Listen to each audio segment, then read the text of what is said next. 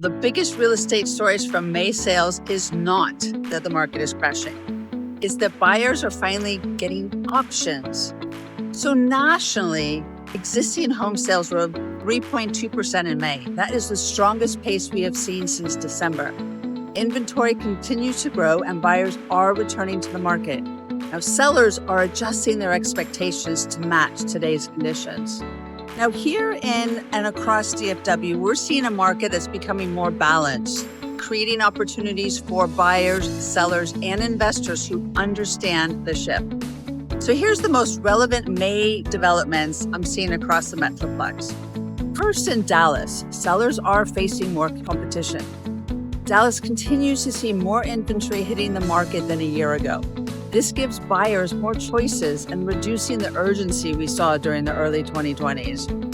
Homes that are priced correctly are still moving, but buyers are becoming more selective and negotiating more aggressively.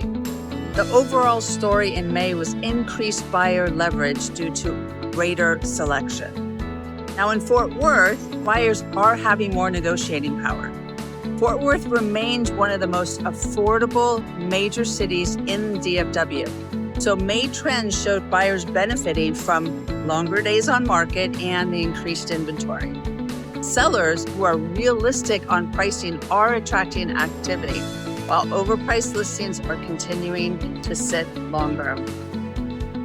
Now in Frisco, always hear about Frisco, the demand remains strong despite a cooling market.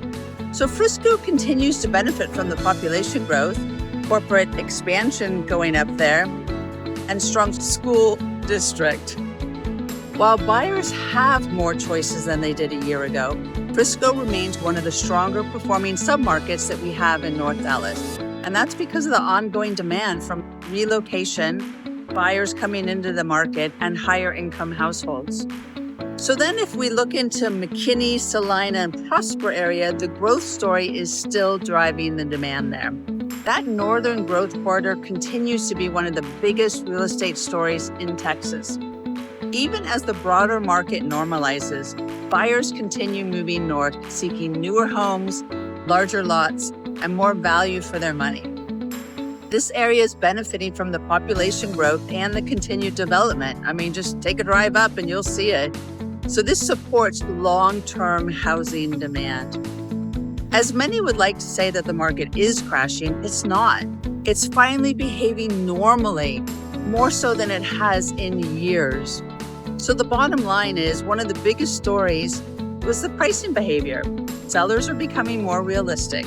They're increasingly pricing homes appropriately from the beginning rather than testing unrealistic prices and reducing the price later. So therefore, in my opinion, the DFW market continues to be a strong story of growth. The underlying driver of North Texas real estate continues to be our population growth, which I've been talking about. Prosper, Salina, and northern DFW communities remain among the fastest growing here in the country, which continues to support our long-term housing demand here in North Texas. I hope this helps. Please reach out if you have any specific questions regarding your niche area here within the Dallas-Fort Worth Metroplex. And as always, I am Lucia Rushton, your realtor here in Dallas-Fort Worth. Make it a great day.